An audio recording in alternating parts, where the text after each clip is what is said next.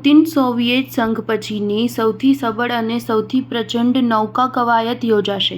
Soviet સંઘ સમય પછી હજી સુધીમાં યોજાયેલી સૌથી વિશાળ નૌકા યુદ્ધ કવાયત શરૂ કરતા રશિયાના પ્રમુખ પુતિને અમેરિકાને ખુલ્લી ચેતવણી આપી છે કે રશિયાને એશિયામાંથી દૂર કરવાના પ્રયત્નો ન કરશો।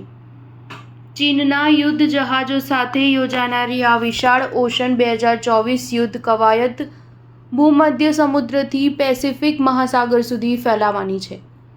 તેમાં યુદ્ધ જહાજોની યુદ્ધ ક્ષમતા અને તત્પરતા ઉપરાંત અત્યંત આધુનિક શસ્ત્રોની પણ ચકાસણી કરવામાં આવશે। આ સંબંધે પ્રમુખ પુતિને સંરક્ષણ દળોના વડાઓને કરેલા સંબોધનમાં જણાવ્યું હતું કે યુક્રેન યુદ્ધમાં મળેલા પાઠો ઉપરથી રશિયા તે સ્પેશિયલ મિલિટરી ઓપરેશન્સ રહેલી ઉણપો પણ દૂર કરવા માંગીએ છીએ અને આપણા મિત્ર દેશો સાથે યુદ્ધ કવાયતો શરૂ કરવાના છીએ।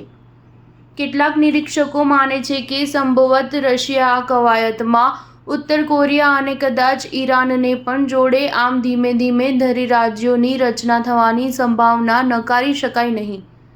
પ્રમુખ પુતિને લશ્કરી વડાઓને કરેલા સંબોધનમાં વધુમાં જણાવ્યું હતું કે આજે વિશ્વમાં વધી રહેલા ભૂ-રાજકીય તણાવ વચ્ચે આ સવિશેષ મહત્વની છે। આપણે જોઈ શકીએ છીએ કે અમેરિકા કોઈપણ ભોગે તેનું વૈશ્વિક અને રાજકીય પ્રભુત્વ ચાલુ રાખવા માંગે છે। ચીન સાથે યોજાનારી આ નૌકા યુદ્ધ કવાયત 16મી સપ્ટેમ્બર સુધી ચાલશે। રશિયન નેવીના કમાન્ડર એડમિરલ એલેક્ઝાન્ડરે પ્રમુખ પુતિનને કહ્યું હતું કે આ કવાયતમાં 90,000 જેટલા સૈનિકો, 400થી વધુ યુદ્ધ જહાજો, 125 જેટલા વિમાનો અને આધુનિક શસ્ત્રોના 7500 જેટલા એકમો કાર્યરત રહેશે। સ્ટાર ન્યૂઝ 7 હંમેશા સચ્ચાઈની સાથે।